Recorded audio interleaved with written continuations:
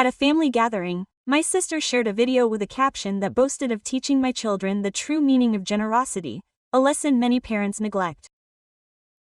In the footage, her children were seen giving away old toys to children in need. Those needy children turned out to be my own children. I didn't say a word, just gathered up their belongings, loaded them into the car, and drove away without looking back. The next day, I canceled the spring break we were all going to share, a trip that had cost over $6,000 and that I had planned and paid for myself.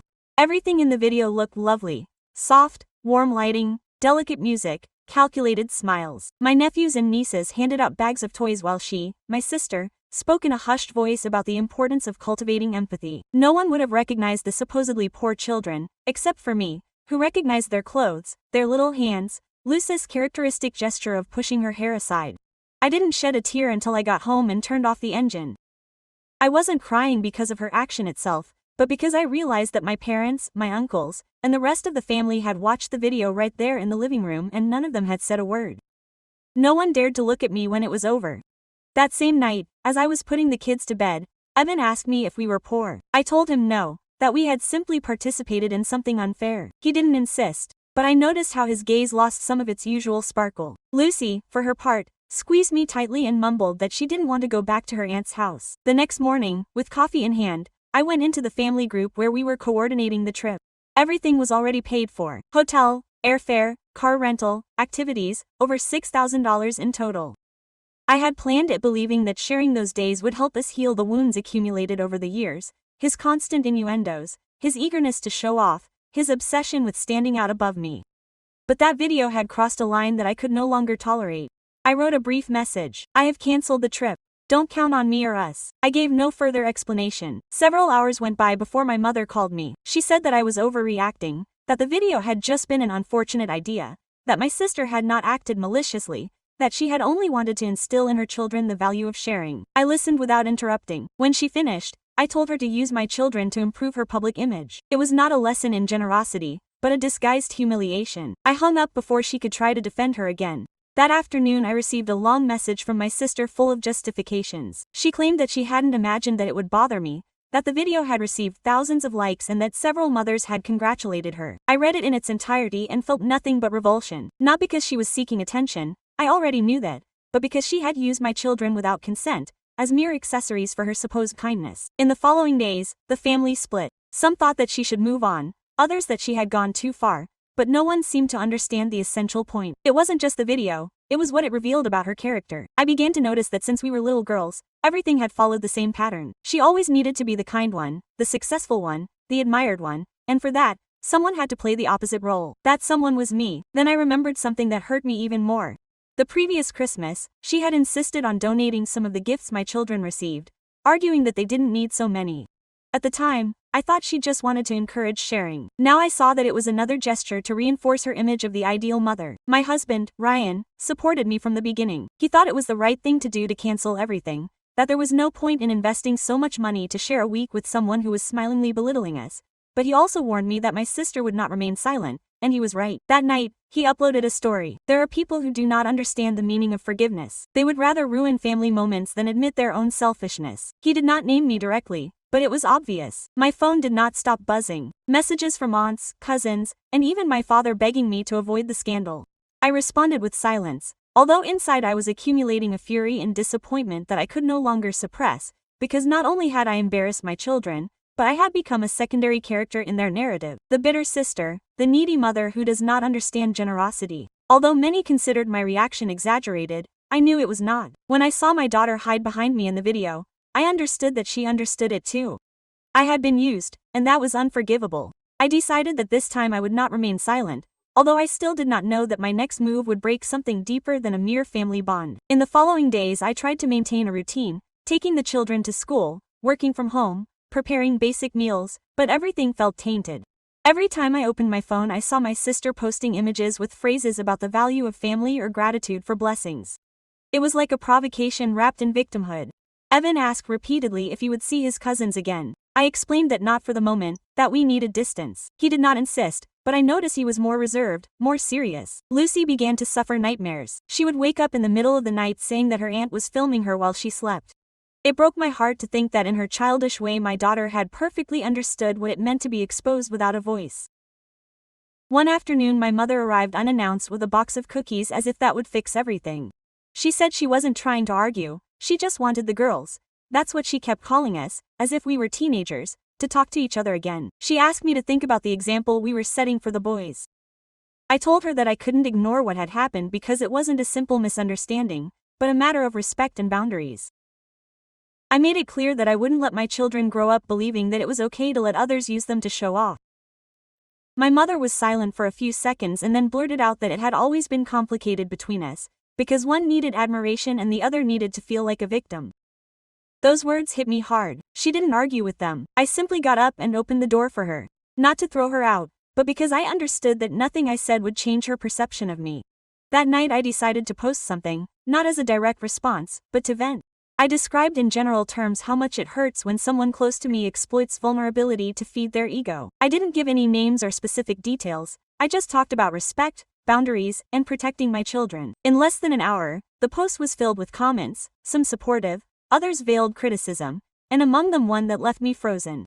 Self-love should not be confused with resentment. Learn to forgive even if the other person doesn't deserve it. It came from my sister's secondary account. My hands shook. I hesitated between replying and deleting the post. In the end, I let it go. If she wanted to pose as a martyr, she could. In time, people would see her true colors. 2 days later, my brother-in-law called me. He said that the situation was affecting his children. They no longer wanted to go to school because some of their classmates had seen the video and joked that they were the poor cousins. That's when I realized that my sister's hurt had not only affected my children, but hers as well. I thought about writing to her, telling her that it pained me to see her so obsessed with attention, but I didn't. Instead, I drafted a formal email denouncing the video for violating the privacy of minors. I sent it without hate, but with a newfound serenity. 3 days later, the video disappeared from all her social networks. Not because she took it down, but because the complaint was successful. That night I received a brief message from her. "You are a bad person." I didn't respond. Weeks went by without communication. My parents, uncomfortable, stopped pressing, but one morning an electronic invitation arrived. It was my mother's birthday, a family dinner at her house, and my sister was on the guest list, of course. Ryan felt we weren't obligated to go, but something in me needed to attend. Not for reconciliation, but for closure. I wanted to see her face to face and find out if she truly understood the harm done. When I arrived, the atmosphere was charged. She was there, radiant as always, with an impeccable smile. Upon seeing me, she approached with open arms as if nothing had happened, and announced loudly for all to hear that she was glad that the drama had finally been put behind her. I didn't answer, I just stared at her. At that precise moment I noticed something different in her eyes. It wasn't remorse or guilt, but pure fear, and I understood that this wasn't over yet. During dinner, everyone pretended that everything was normal. My mother filled the wine glasses. My father commented on football matches. The little ones ran and played in the living room as if nothing had happened, but I couldn't ignore the dense atmosphere, as if an invisible presence surrounded us all. My sister behaved as if we were each other's best confidants. She asked me about my job, about the children, even about the trip I didn't end up taking, in that soft voice she uses when she wants to appear innocent. I answered only what was strictly necessary, not to be rude, but because I knew that any of my statements could later be used in her version of, "I tried to fix it, but she didn't want to cooperate." At one point I noticed that Lucy was no longer in the living room. I looked for her and found her in the hallway, standing still in front of a slightly open door. As I got closer, I heard muffled giggles. It was my sister showing someone something on her phone. When she saw me, she immediately hid it. I didn't say a word, but I felt the same chill I'd experienced the day of the video. During dessert, she dropped the news like someone dropping a grenade disguised as a cheerful anecdote. She had signed a deal with a toy company for a campaign focused on family values. Everyone applauded her. I just watched. In that second I understood that she would do it again, that she hadn't assimilated anything, because in her mind this whole episode had only given her more exposure. Later, when the others were busy, I went into the kitchen to help my mother with the dishes. She whispered to me that she appreciated my presence, that she trusted that this was the beginning of a healing. I nodded, although I didn't feel anything like healing. As I was putting the dishes in the dishwasher, my phone went off.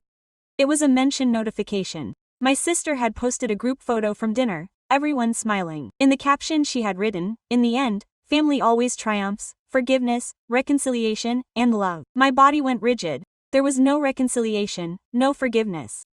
And yet, she was once again taking advantage of our reality to sell a false version to the public. That night, when I got home, Evan asked me if his aunt would continue playing at making up stories. I didn't know what to say. I just assured him that one day he would understand why some people never change, no matter how many chances they are given.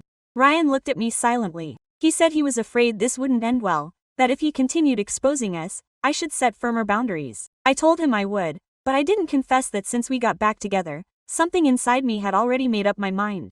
I spent most of the night awake checking profiles. I went into my sister's accounts, read every post, looked at the comments, the tags, the sponsorships, everything followed the same pattern.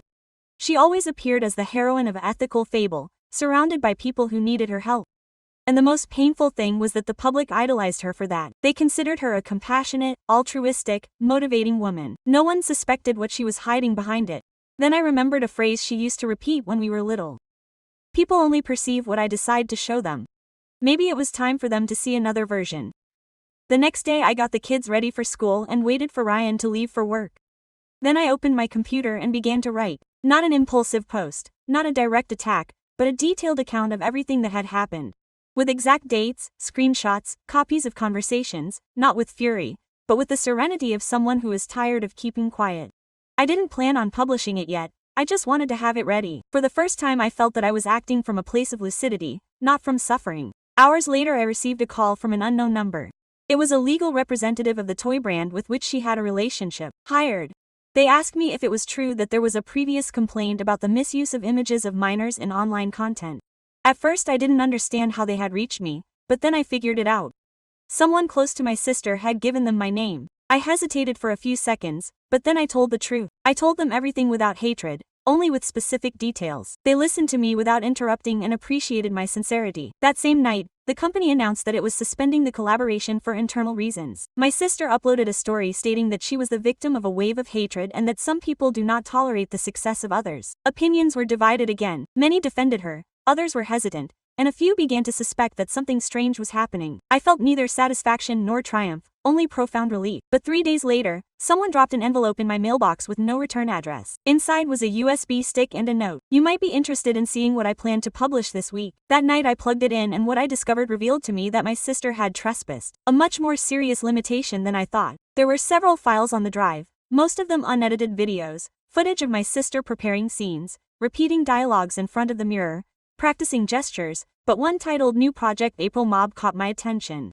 I played it. My sister appeared in my own home. I recognized the kitchen, the wooden table, even the refrigerator with my children's drawings stuck to it. She was talking to the camera, explaining that she was helping a single mother who was struggling to reorganize her routine. Then my children came out, picking up toys from the floor while she motioned to them in an affectionate tone. But I did not appear in any of the frames. I froze. I did not remember letting her in alone, much less recording there. I rewound several times until I saw it. In a corner of the frame on the counter was my blue jacket, the one I had forgotten on my mother's birthday. I had used the duplicate key, my hands were shaking. I closed the file and took a deep breath to keep myself together. I called Ryan, I told him everything, leaving no details out. He didn't interrupt me. When he finished, he just said he would change the locks that very night. I hung up and stared at the screen. The file remained there, motionless, like a silent threat. That same afternoon, I received a message from him. I know you've seen the video. I wasn't planning on uploading it yet, but someone sent it to you. No, it wasn't anything bad. I just wanted to tell a story of overcoming obstacles. I didn't reply. 10 minutes later, another one arrived. Don't make another scene. You're overreacting. No one sees you as a victim. I deleted his number. Ryan insisted that I should report it to the police, but I didn't. I didn't yet know that reporting it would unleash an irreversible family conflict. And although she deserved it, I didn't want my children to grow up in the middle of that struggle. However, something changed in me that night. It wasn't fear anymore, it was resolve. I spent hours analyzing the video's metadata, dates, locations, old file names. I discovered that he had recorded other clips with titles like Solidarity Visit or Day with an Exemplary Mom. It was her new project, a documentary about admirable women she supposedly helped and had started with me using my home, my life and my children. The next step was inevitable.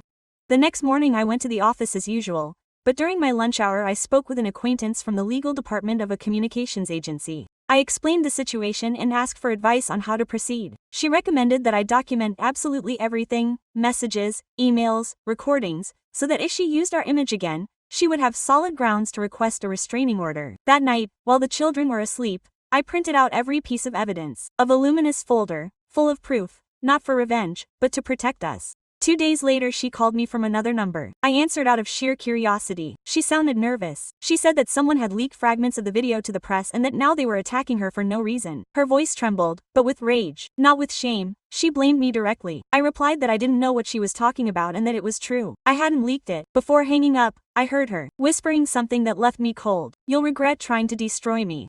In the following weeks, everything turned into a whirlwind. Her profile was temporarily blocked. The toy brand permanently terminated the contract. And although I hadn't been directly involved, people started commenting. Some thought I had orchestrated the whole thing, others that she had brought it on herself. My mother called me in tears. She said my sister was devastated, that she barely left the house, that people were tearing her apart on social media. She asked me if I could forgive her, even if only in private. I didn't say anything. That night, another anonymous message arrived. "She hasn't learned anything. She's preparing something bigger." She attached a link to a folder in the cloud. Inside, I found a script my sister had written. Title: How I Rebuilt My Family After a Betrayal. In the text, I was portrayed as the villain, a bitter woman who envied her success and had tried to sabotage her career. My children appeared as little children confused by their mother's resentment. I read everything line by line, without moving. When I finished, I felt that something inside me had completely broken. There was nothing left to rescue. The next morning, I went straight to the police station. I took the folder with the evidence, the pen drive, the screenshots, the emails. I didn't do it out of revenge, but because I understood that if I didn't stop it now, she would continue to invade our lives until she completely destroyed us. As I signed the complaint, I reflected on how we had gotten to this point. Two sisters raised under the same roof, but trained to fight for the same affection, the same acceptance. And at some point, she decided that only one of us could get it. As we left the police station, the air seemed different, lighter, although I knew the hardest part was yet to come. That night I received one last message from her before her number was blocked forever. "You won't silence me. I know how to tell stories." And for the first time, I believed her. The days after the report passed in a strange, almost unsettling silence. No one in the family called me, not even my mother. I felt like everyone was waiting to see who would come out on top. But I no longer saw it as a fight. It was something deeper, a way of screaming that enough was enough. Brian kept telling me that I had done the right thing, that now at least there was an official record of what she had done, but deep down I feared what was coming. I knew my sister. I knew that she didn't give up, she just changed her tactics, and she didn't take long to do so. One morning, as I was dropping the children off at school, the principal asked me to stay for a moment. She told me that she had received an anonymous complaint against me. According to the letter, my children were being manipulated into hating their family, and they lived in an emotionally unstable environment. The principal watched me warily, trying to be gentle. I showed her the police report, explained the background, even showed her some documents to prove what was happening. She believed me, but warned that I had to notify the school district. Even so, I left there with shaky legs. It wasn't enough for her to damage my reputation. Now she was using my children as a weapon to punish me. That night Ryan suggested that we move for a while. He suggested that we go to his sister's house in Colorado until things calmed down. I told him that I didn't want to run away, but I recognized that she was right. It wasn't just for me. We packed in 2 days. I left the house almost empty, with only the bare essentials. The walls looked different, as if they preserved everything I had experienced, the laughter, the photos that were no longer hanging, the echo of a heavy silence. Before leaving, I left a printed copy of the report in a kitchen drawer. Just in case, in Colorado, life became more serene. The children began to sleep better. Lucy laughed effortlessly again and Evan dared to play soccer with his cousin. I, on the other hand, spent my nights reviewing old emails and messages, making sure there was nothing left that could be used against me. 3 weeks went by without any news. I almost began to think that everything had cooled down until one afternoon I received a notification on my phone, a new YouTube channel with her name. The title of the first video was "When Your Own Blood Betrays You." My true story. I didn't want to watch it, but I did. There she was, with her soft voice, the impeccable background, the perfectly calculated lighting. She told how someone very close to her had sabotaged her, how she had lost contracts, friends and almost her good name. She showed printed emails, blurry screenshots, fragments taken out of context. She didn't mention me directly, but she spoke of an envious sister who had resorted to the police to destroy her. In the comments, people offered her support. Some said they knew how cruel envy between sisters can be. Others prayed for God, soften the heart of the culprit. My hands shook. I felt a mixture of fury and exhaustion, but also a strange clarity. I couldn't keep justifying myself forever. I had to act in a way that wouldn't distort what I said. So I recorded a video too, not to publish it, but to leave a record. I stared into the camera and recounted without embellishment everything that had happened since that day of the family meeting. I did it with dates, evidence, and without a single word of rancor, just the pure truth. When I was done, I saved the file in an encrypted folder and emailed it to my lawyer. I asked him to keep it and only use it if something happened to me. Then I turned off my phone completely. For weeks I didn't hear from her. Until one day, while I was shopping, I received a call from an unknown number. I answered it without thinking. It was my mother's voice, but it sounded different, weaker. She told me that my sister had suffered a nervous breakdown, that she had been hospitalized as a precaution. She said she was talking to herself, claiming that everyone was conspiring against her, that I had connections, watching her. I didn't know what to feel. Part of me wanted to go see her. Another part, the most sincere part, didn't want to immerse myself in her world again. I spent the whole night reflecting. I remembered our childhood, how she would comb my hair to go to school, how we shared a bed when there were storms, how she cried the day I accidentally tore up her diary. I thought about how all that had turned into competition, constant comparison, resentment. The next morning I called the hospital, asked if I could visit her. The nurse replied that she only received authorized family members and my name was not on the list. I hung up without insisting. That was the moment I understood that I couldn't save her, that maybe she never wanted to be saved. Weeks later I received a handwritten letter with no return address, but I recognized her handwriting. It simply said, "When I get out I want to talk to you. I promise you that this time it will be different." I didn't answer. Brian asked me if I would ever think about seeing her. I told him I didn't know because although part of me still loved her, another part understood that love isn't always enough to heal what pride destroys.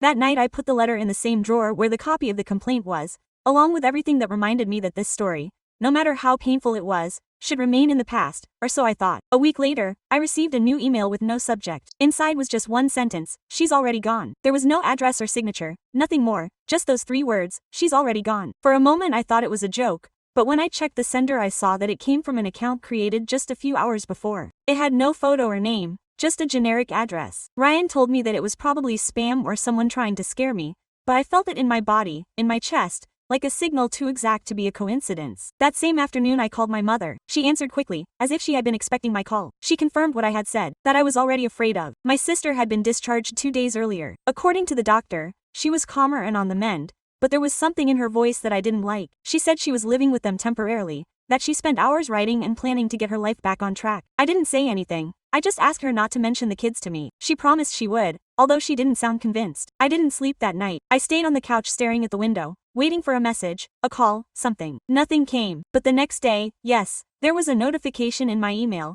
a mention in a Facebook post. I opened it with my heart racing. It was a text from my sister. "Second chances exist even when you've been betrayed.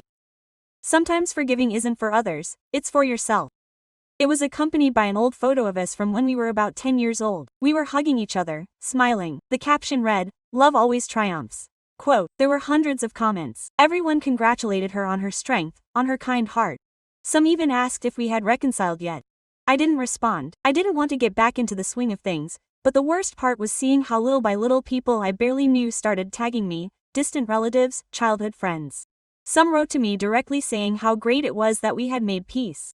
It was as if she was weaving her own version of events all over again.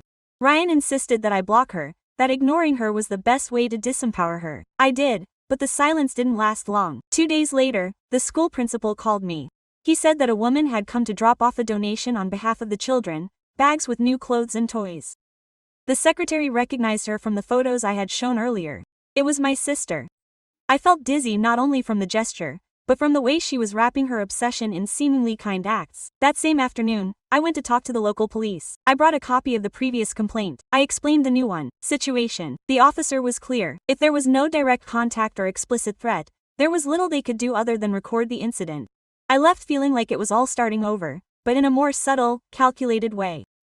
Days went by and she seemed to calm down. Her social media posts were filled with spiritual quotes, photos of landscapes, reflections on healing family wounds, but I knew it was no coincidence that all of these posts appeared right after I shared something personal, a photo of the kids, a memory, even something as simple as a recipe. She always found a way to match me, reminding me that she was still there watching me. One afternoon, while putting away clothes in Lucy's room, I found an envelope under her pillow. It had no stamp. Inside I found a carefully folded note. It said, "I promise I will never hurt you again. I just want you to remember me." Lucy told me she found it on our doorstep with her name written on the front. Ryan called the police. They arrived, picked up the note, searched the area, and claimed they hadn't seen anyone. But when I checked the neighborhood cameras, I could see a figure standing in front of our door for a few seconds before walking away. The face wasn't very clear, but I didn't need to see it. I knew exactly who it was. That night, Ryan said it wasn't safe to stay there anymore, that we could either go back to Colorado or move permanently. I told her I wasn't going to keep running. If she wanted to play up appearances, I would teach her what it was like to face reality. I decided to go public. I contacted a local journalist who specializes in online harassment and psychological violence. I told her everything. I showed her the evidence, the videos, the messages. I didn't ask her to name names, just to tell me how social media can twist the truth into a weapon. The article was published a week later. It didn't point the finger at anyone directly, but the people who they knew the story, they understood it. And for the first time, the comments were supportive. Many people began to share their own experiences. Sisters, friends, exes who had gone through something similar. For the first time, I didn't feel alone or unhinged. My mother called me that night. She said that my sister had read the article and was devastated, that she was crying, that she felt betrayed. I answered her firmly, that now I understood how it feels when someone tells your story without your permission. I hung up before she could say anything else. That night I slept better than I had in months, but when I woke up I noticed something strange. On the doorstep of my house was a small box, inside a photo of the two of us, the same one she had uploaded, but now torn in half. Underneath it was a note. If you can tell your side, so can I. I stared at that note for several minutes without moving. The handwriting was hers, impeccable, round, as always. Ryan took it from my hands and said he would take it straight to the police, but I couldn't take my eyes off the photo. Our faces split in half, as if someone had tried to separate something that had been broken for years. That same day, the officer in charge of the case came to the house, checked the box, took photos, and promised to increase surveillance in the area. He said that if I showed up again, they might request a more severe restraining order. I hesitated because I knew that an order meant nothing to her. My sister didn't violate physical boundaries, she violated emotional ones. Her thing had always been the invisible. 3 days of excessive calm passed until one afternoon, while I was working, I received a message from an anonymous account with no photo or name, but the tone was unmistakable. Are you feeling better now that everyone thinks I'm crazy? I hope you enjoy playing the victim. I blocked her immediately, but an hour later another message arrived from another account. I know how to hide evidence too. I felt my heart beat faster. Ryan wanted me to close all my accounts, but I didn't. I needed to know how far he would go. That night, with the children asleep, I received a video call from an unknown number. I didn't answer, but I recorded the screen. The call lasted only seconds. Then a message. You should watch local TV tomorrow. I didn't sleep much. The next morning, when I turned on the TV, I understood what she meant. The local news had a segment on influencers, victims of smear campaigns, and there she was sitting across from a reporter with a shaky voice saying that she had been attacked by someone close to her who had envied her for years. She showed emails, fragments of conversations, even photos of us, all manipulated, all taken out of context. She was presented as a survivor. Ryan turned off the TV, but I couldn't stop watching. I felt a mix of anger and sadness that was hard to express. Not because of what she said, but because of how she said it, with that feigned sweetness that fooled everyone but me. Throughout the day, the phone rang non-stop.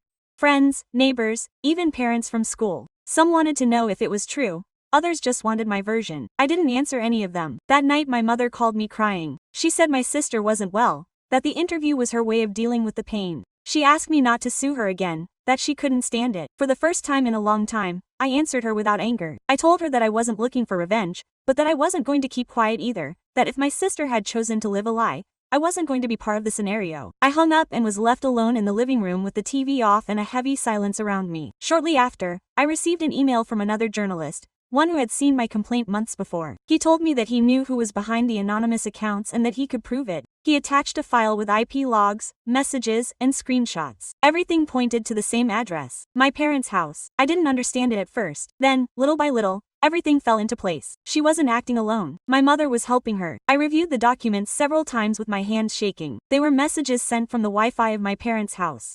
Accounts created from the same device. My mother had been covering for her from the beginning, and that wasn't the worst part. The worst part was that she had sent that first anonymous email herself. The idea that my mother was so involved destroyed me inside. Not because of the betrayal, but because I understood that we had never had the same rules. I was the one who had to keep quiet, give in, and forgive. She was the one who had to be protected. Ryan found me crying at my desk with the documents open. I didn't have to explain anything to him. He just said that it was time to close the cycle and that the only way was through legal channels.